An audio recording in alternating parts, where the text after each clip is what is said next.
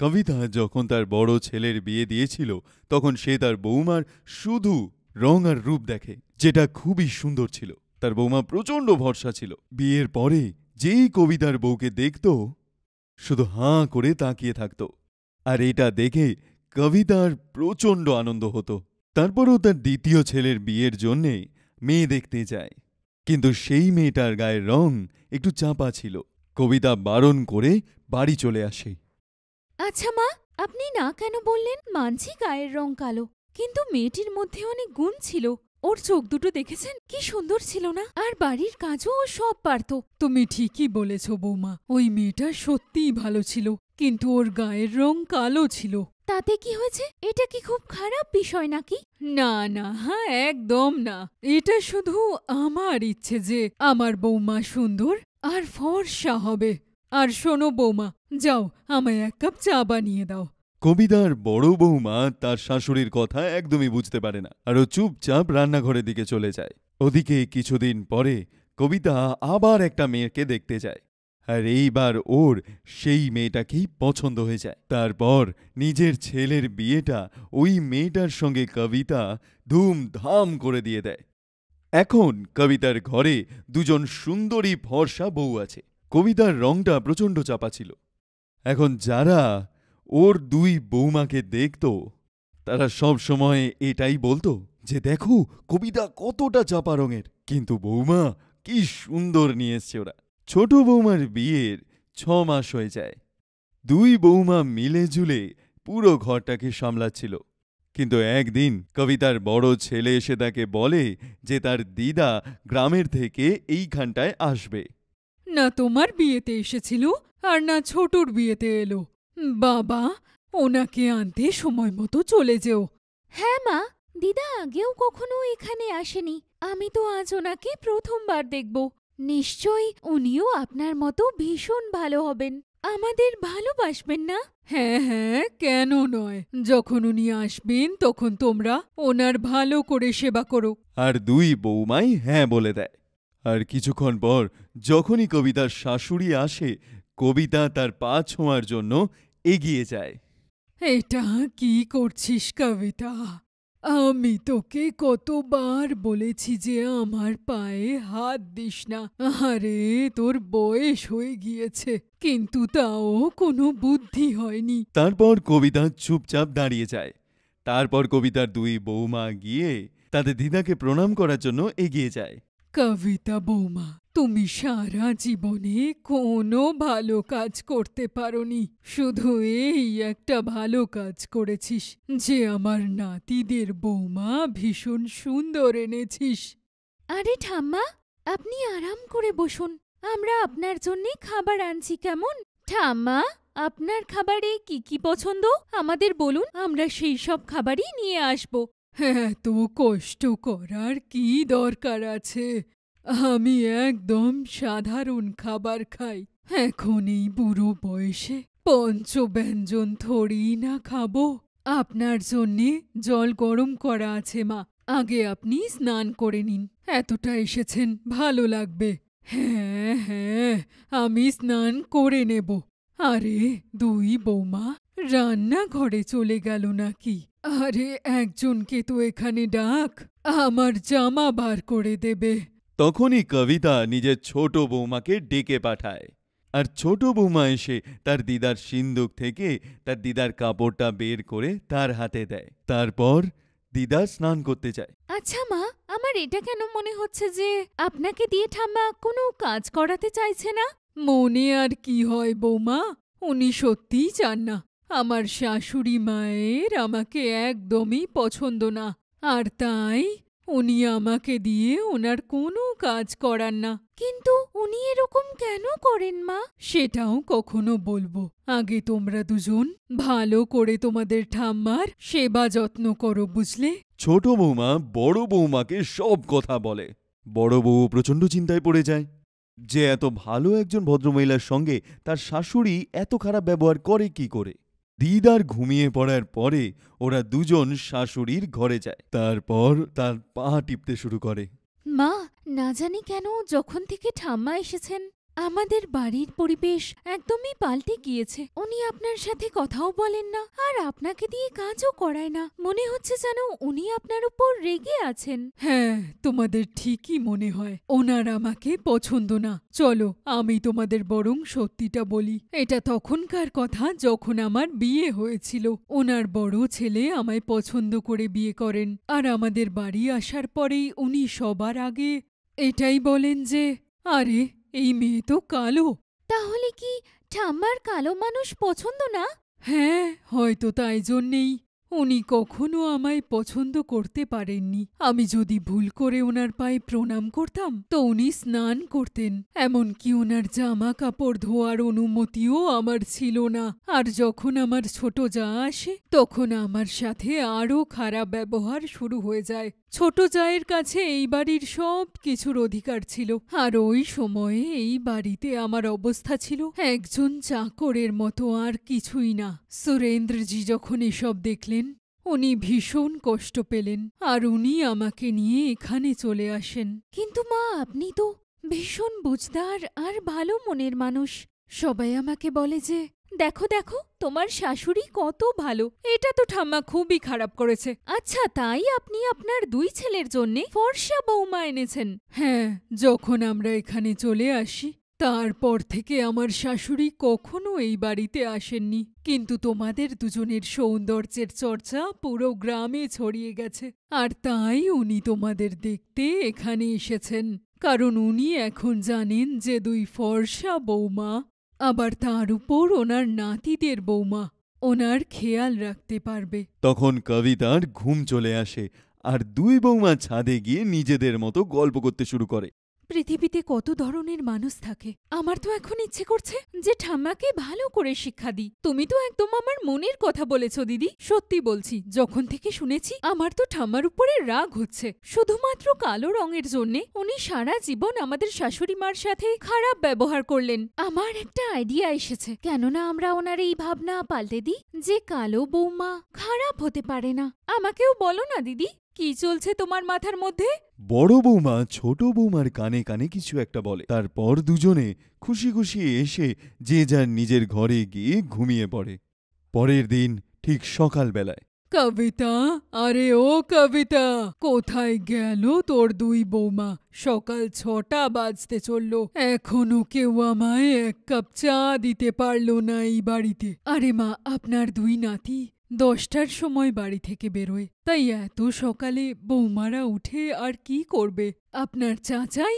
আমি চা বানিয়ে আনছি। না না, থাক, বরং আমি তখনই চা খাবো যখন বৌমারা বানিয়ে আনবে। ঠিক আছে, আমি ওদের ঘুম থেকে তুলে দিচ্ছি। আর কবিতা নিজের 2 বৌমাকে তুলে দেয়। মা, আজ আমাদের কিছু জরুরি কাজ আছে, তাই আমি আর ছোট দুজন বাজারে যাচ্ছি। আচ্ছা ঠিক আছে, তোমরা সাবধানে যেও, আর তাড়াতাড়ি এসো। তোমাদের ঠাম্মা তোমাদের হাতে বানানো খাবারই খাবেন। হ্যাঁ হ্যাঁ মা, আমরা এই যাব আর আসব। দিদা কোনো একটা কাজের জন্য নিজের ঘরের দিকে যেতে শুরু করে। তখনই ওনার পাটা পিছলে যায়, আর উনি ধড়াম করে মেঝের উপর পড়ে যান। কবিতা দৌড়ে যায় আর ওনাকে তুলে আস্তে করে তার বিছানায় শুইয়ে দেয়। আপনার লাগেনি তো? আরে না, আমাকে ওখানেই ফেলে রাখতে। কেন তুললে তুমি আমায়? আপনি এত জোরে পড়ে গেছেন, আপনার চোট লেগেছে না? আর আপনি বলছেন আমি আপনাকে কেন তুললাম? আরে তোর 2 বৌমাও তো এই বাড়িতে আছে না, তাহলে ওরা কেন এলো না আমাকে তুলতে? তুই এটা জানিস না যে আমি তোর কালো রঙকে কতটা ঘেন্না করি? ওরা দুজন তো কোনো কাজে বাইরে গেছে, আমি ফোন করে ডাক্তারকে ডাকছি। আর ডক্টর বাড়ি যায় চেক আপ করার জন্যে। দেখুন, হাড়গোড় তো ভাঙেনি, কিন্তু ভিতর ভিতর চোট খেয়েছে। আমি ইঞ্জেকশন দিয়ে দিয়েছি, আর এই কিছুটা ওষুধ এইগুলো টাইম টাইম দিয়ে দেবেন। কবিতা তাতে রাজি হয়ে যায়। তখনই কবিতার ছোট ছেলে আসে। আরে দিদা, তুমি প্রথমবার আমাদের এখানে এসছো, আর প্রথমবারেই তোমার এরকম চোট লেগে গেল। মা, দিদার জন্য তুমি ওই হলুদ দুধটা বানিয়ে দাও না, যেটা তুমি আমাদের ছোটবেলায় খাওয়াতে। আরে হ্যাঁ, ভালো কথা মনে করিয়েছিস। ওনার ভেতরের চোট তাড়াতাড়ি ঠিক হয়ে যাবে। আরে বাবা, নিজের মাকে আবার কেন কষ্ট দিচ্ছ? তুই গিয়ে বানিয়ে আন। আর তোমার এই 2 বৌমা কোথায় গেল? হ্যাঁ, আরে দিদা, আমি এরকমভাবে কাজ করতে পারবো না। আমি তো গ্যাসও জ্বালাতেও পারি না। ততক্ষণে কবিতা দুধ গরম করে নিয়ে চলে আসে ও গরম জলে নুন দিয়েও নিয়ে চলে আসে, যাতে শাশুড়ির ব্যথা জায়গাগুলোয় সেঁক দিতে পারে। আর কবিতার শাশুড়ি প্রথমবার কবিতার হাতে থেকে দুধ খায়। প্রথমবার কবিতার হাত তার শরীরকে ছুঁচ্ছিল। সন্ধে পর্যন্ত কবিতার দুই বৌমা বাড়ি ফেরে না, আর ততক্ষণ কবিতা তার নিজের শাশুড়ির প্রচণ্ড খেয়াল রাখে। এতটাই যে সন্ধেবেলা অবধি তার শাশুড়ি এটা বুঝতে পারে যে তিনি কবিতার সাথে কতটা খারাপ ব্যবহার করেছেন। কবিতা বৌমা, আমায় ক্ষমা করে দিও। আমি সারা জীবন ধরে তোর সাথে অনেক বাজে ব্যবহার করেছি। আমায় পারলে তুমি ক্ষমা করে দিও বৌমা। আর তখনই দুই বৌমাই বাড়ি ফিরে আসে। ঠাম্মা, আপনার বেশি লাগেনি তো? আরে না না দিদি, কি করে ওনার বেশি চোট লাগবে শুনি? আমি তো অল্পই তেল ঢেলেছিলাম। এসব তুই কি বলছিস? হ্যাঁ ঠাম্মা, আমি আপনাকে সেটাই বলছি যেটা আপনি শুনছেন। আপনার দরজার বাইরে আমি তেল ঢেলে দিয়েছিলাম। এসব তুমি কি বলছো ছোট বৌমা? এটা কেন করেছো তুমি? যদি ঠাম্মার কিছু হয়ে যেত তাহলে? আরে না না মা, আমরা এরকম খারাপ কাজ কি করে করতে পারি? আমরা তো এটা এই জন্য করেছিলাম যাতে ঠাম্মাও এটা বুঝতে পারে যে আপনি ঠাম্মাকে সত্যি সত্যি কতটা সম্মান করেন আর কত সেবাও করেন। আমাদের ক্ষমা করে দিও মা, আমরা এমনটা করতে চাইনি, কিন্তু তোমার সাথে ঠাম্মা যে ব্যবহার করছিল সেটা আমাদের খারাপ লাগে। আপনি কত ভালো, সবার খেয়াল রাখেন, শুধু কালো রঙের জন্যে ঠাম্মা আপনার সাথে এটা কি করে করতে পারেন? তোমরা দুজন একদম ঠিকই বলেছ। আমাকে ক্ষমা করে দিও কবিতা। তোমার দুই বৌমা ঠিকই বলেছে। আমি তোমার কালো রং তো দেখেছি, কিন্তু তোমার মন আমি বুঝতে পারিনি। আজকে আমি বুঝতে পারছি তুমি সত্যি কত ভালো।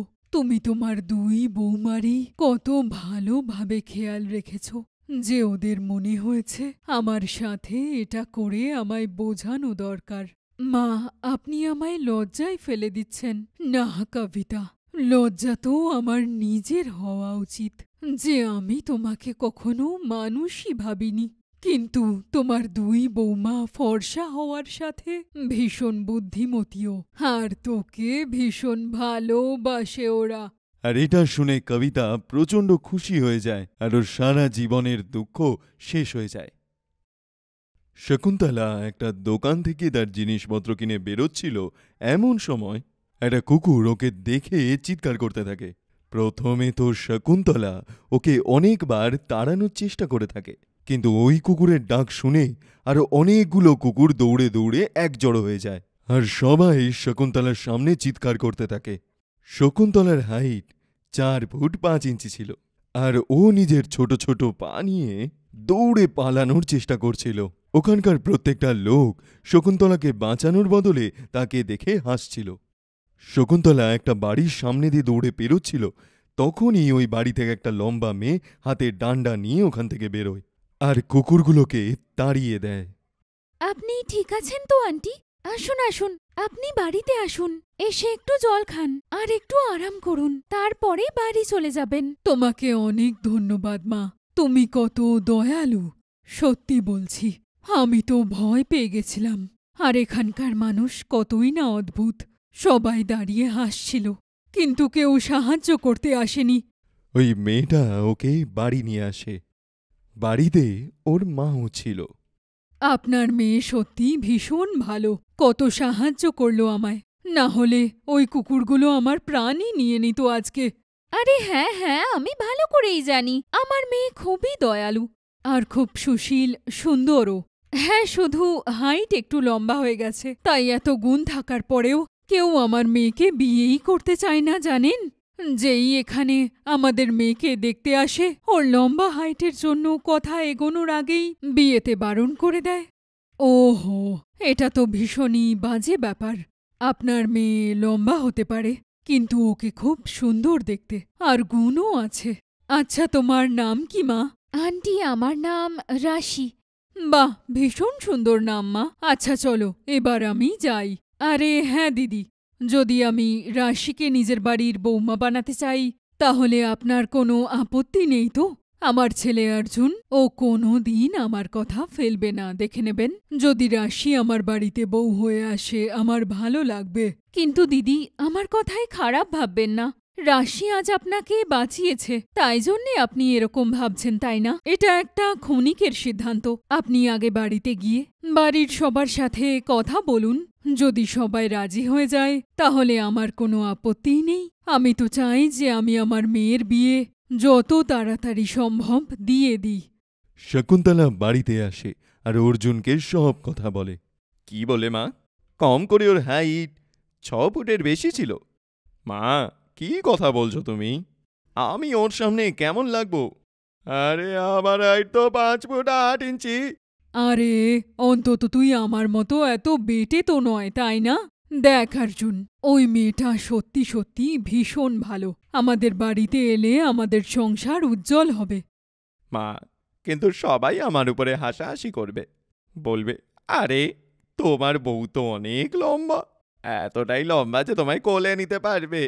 বাজে কথা বন্ধ করো। তোমার হাইট এতটাও কম নয়। আমি একবার বললাম তো যে রাশি এই বাড়ির বৌমা হয়ে আসবে। আরে ভাই, মেনে যাও অর্জুন, তোমার মায়ের হাইট অবশ্যই কম। গত 26 বছর ধরে আমার মাথাতেই বসে আছে। আর আমি জানি তোমার কোনো কথা চলবে না। অর্জুনকে একটা সময় হার মানতেই হয়। আর রাশি অর্জুনের সাথে বিয়ে হয়ে তাদের বাড়িতে আসে। সবাই রাশির লম্বা হাইট দেখে হয়রান হয়ে গেছিল। আর সেদিকে শকুন্তলার ছোট হাইট।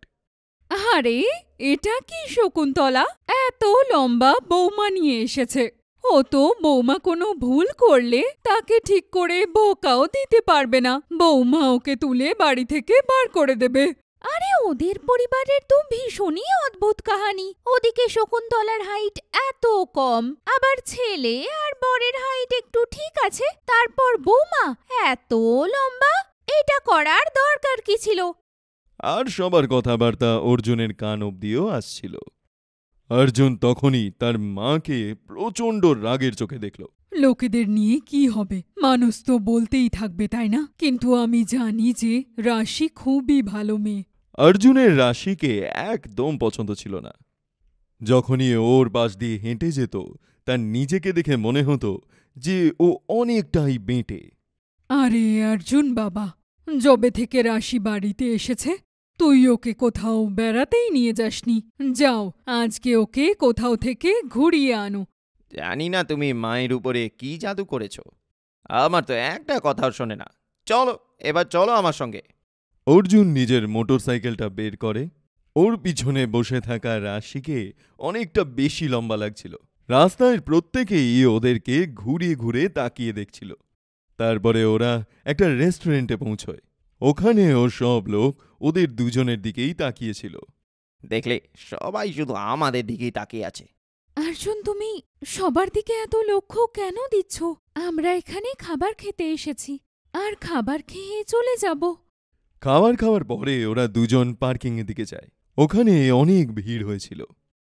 10-11 বছরের একটা ছেলে তার মা বাবার উপর প্রচণ্ড রাগ করে গাছের উপরে গিয়ে বসে যায়। আর ওর মা বাবা ওকে রিকোয়েস্ট করছিল যাতে ও তাড়াতাড়ি নিচে নেমে আসে। আর ছেলেটা ওদেরকে বলছিল যে ওকে ফোন দাও, না হলে ও ওখান থেকেই ঝাঁপ মেরে দেবে। হে ভগবান, আজকালকার বাচ্চাগুলোও না এত জেদ। ও যদি গাছ থেকে লাফায় তো অবশ্যই ওর চোট লাগবে। আরে নিচে দেখো কত পাথর পড়ে আছে। অর্জুনজি, আমরা চাইলে এই বাচ্চাটাকে নামাতে পারি। কিভাবে? তখন রাশি অর্জুনের হাতটা ধরে নিয়ে গাছের কাছে যায় যেদিকে বাচ্চার পিঠটা ছিল। ওদিকেই রাশি দাঁড়িয়ে যায় এবং অর্জুনকে তার পিঠের উপর দাঁড় করিয়ে নেয়। অর্জুন পিছন থেকে ওই বাচ্চাটাকে জড়িয়ে ধরে নিচে নামিয়ে আনে।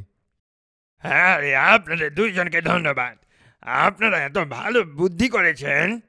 কিন্তু আঙ্কেল, এটা তো আমার বউয়ের আইডিয়া ছিল। বাচ্চাদের সব জেদ পূরণ করবেন না। আরে ওকে কিছু তো বোঝান। আরে অবশ্যই অবশ্যই, আমরা একে অবশ্যই বোঝাবো। আরো একবার আপনাদের অনেক ধন্যবাদ।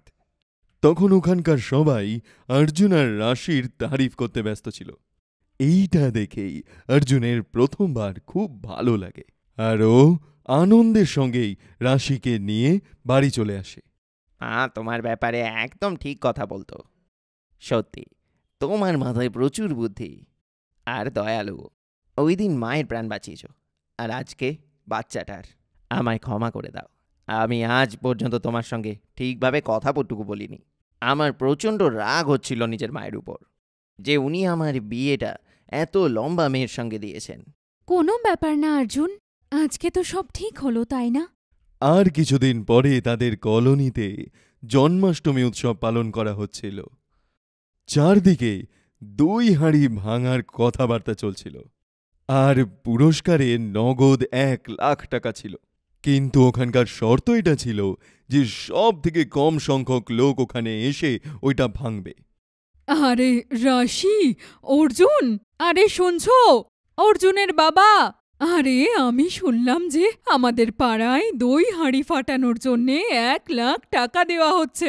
কিন্তু ওরা শর্ত দিয়েছে যে অনেক লোকজন নয়, কিছু সংখ্যক লোক মিলে হাঁড়ি ফাটাতে পারলে তবেই। আরে অর্জুনের মা, তুমিও এইসবের মধ্যে কি পড়ে যাও? এইটা কি তোমার হাঁড়ি ভাঙার বয়স নাকি? আরে ছেড়ে দাও, ছেড়ে দাও। তোমার শরীরের যদি কোনো হাড় গোড় ভেঙে যায়, সেটা আর জোড়া লাগবে না। এবারের মধ্যে বয়স কোথা থেকে এলো? হ্যাঁ, এটা তো মনের ব্যাপার না যে আমি জীবনে একবার অন্তত জন্মাষ্টমীর হাঁড়ি ফাটাতে চাই, ব্যাস এইটুকুই। আর আমি নিজে থোড়েই না ওই হাঁড়ি ফাটাতে যাচ্ছি। আরে মা, আপনি চিন্তা করবেন না, এই 1,00,000 টাকা তো আমাদের বাড়িতেই আসবে। কিন্তু কি করে বৌমা? জন্মাষ্টমীর হাঁড়ি যখন কাল ফাটবে তখন দেখে নেবেন যে কি করে। পরের দিন ওদের কলোনির সব লোক ওখানে জড়ো হয়েছিল। কিছু ছেলে দলবল মিলে ওখানে আসে আর দই হাঁড়ি ভাঙার জন্য রিকোয়েস্ট করতে থাকে। আই না না, এত ছেলে পিলে নয়, 4 জনে মিলে যদি এই হাঁড়িটা ভাঙতে পারো তো বলো, না হলে এখান থেকে চলে যাও। আরে ওই পর্যন্ত তো আমাদের হাত ঢোকা যাবে না। আমরা তো দলে মিলে ওই হাঁড়িটা ভাঙবো। না না ভাই, না না, এই নিয়ম তো আমি ভাঙতে পারবো না। আরে এরা তো নাটক করছে। এরা 1,00,000 টাকা দিতেই চায় না, তাই জন্যই ওরা এরকম নিয়ম রেখেছে। আর 4 জন বা 2 জন মিলে দইয়ের হাঁড়িটা ভাঙবে কি করে? তুমি একদম ঠিক বলেছো দাদা। 2 জনে মিলে তো দই হাঁড়ি ভাঙার কথাই নয়।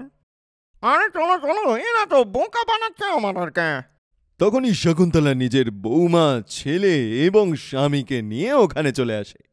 রাশি আয়োজকের কাছে গিয়ে দই হাঁড়ি ভাঙার জন্য নাম দেয়। আরে ভাই, তোমরা কজনে ভাঙবে? আমরা তো দুজনই আছি যারা হাঁড়ি ফাটাতে এসেছে, আমি আর আমার শাশুড়ি। সবাই রাশি আর তার শাশুড়িকেই দেখতে থাকে আর হাসতে থাকে যে বৌমা এত লম্বা আর শাশুড়ি এত বেঁটে। রাশি কারোর কথাতেই কান দেয় না। ও দই হাঁড়ির নিচে দাঁড়ায় আর নিজের শাশুড়িকে নিজের কাঁধের উপর দাঁড় করিয়ে নেয়। আর ওর শাশুড়ি দড়িটা ধরে দই হাঁড়িটা ভেঙে দেয় আর সবাই হাত তালি দিতে শুরু করে। 1,00,000 টাকা ওরা দুজনেই পেয়ে যায়। আরে রাশি, তোর জন্যে আজকে আমার ছোটবেলার স্বপ্ন পূরণ হলো। আর এই দেখ, তুই বলেছিলি যে এই পুরস্কার আমরাই পাবো, আর আমরা পেয়ে গেছি। আরে বাহ দিদি, বাহ! তোমার বৌমা তো কামালি করে দিয়েছে আজকে। আমার বৌমা তো 1,00,000-এ 1টা। এবার পুরো পরিবারকে রাশির খুব পছন্দ হয়। বাড়ির কাজকর্মগুলো ফটফট করে হয়ে যেত, পাখা পরিষ্কার করা হোক কিংবা রান্নাঘরের উঁচুতে রাখা জারগুলো। এবার যত লম্বা লম্বা লোকের কাজগুলো ছিল রাশি ফটফট করে করে দিত। অর্জুনেরও রাশিকে প্রচণ্ড পছন্দ হতে শুরু করে।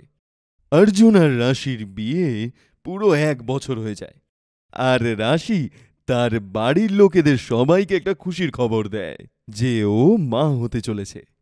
রাশি, আমার প্রচণ্ড চিন্তা হচ্ছে, আমাদের হবু বাচ্চাটা লম্বা হবে নাকি ও বেঁটে হবে? এটা কি অর্জুন, এখনো ওই বাচ্চা পৃথিবীতে আসেইনি আর তুমি তার ব্যাপারে এইসব কিছু ভাবছো? প্রত্যেক মানুষের কিছু নিজস্বতা থাকে। আমি এত লম্বা, তাই বাড়ির সমস্ত উঁচু কাজ আমি করতে পারি, তাই না বলো? মায়ের হাইট একটু কম, তাই উনি নিচু হয়ে সব কাজ করতে পারেন। সব মানুষেরই নিজের কিছু গুণ থাকে, আমাদের বাচ্চারও নিজের কিছু না কিছু গুণ থাকবে। আরে হ্যাঁ রাশি, তুমি একদম ঠিক বলেছ। শুরুতে আমি দেখিনি, আমি তোমাকে একদমই পছন্দ করতাম না, কিন্তু তোমার গুণের জন্যই এখন আমি তোমাকে প্রচণ্ড ভালোবাসি। আমাদের বাচ্চা যেরমই হোক না কেন, এই গুণগুলো তো ওর মধ্যে জন্ম থেকেই থাকবে। ও তোমার মতোই বাহাদুর আর মায়ের মতোই দয়ালু হবে। আর কিছু মাস পরেই ওদের বাড়িতে বাচ্চা জন্ম হয়। সবাই প্রচণ্ড খুশি ছিল। আমি তো ভীষণ খুশি। ভগবানের দয়ায় মা আর বাচ্চা দুজনেই ভালো আছে। ভাই, দেখা যাবে যে ও তোমার মতো হয় নাকি মায়ের মতো।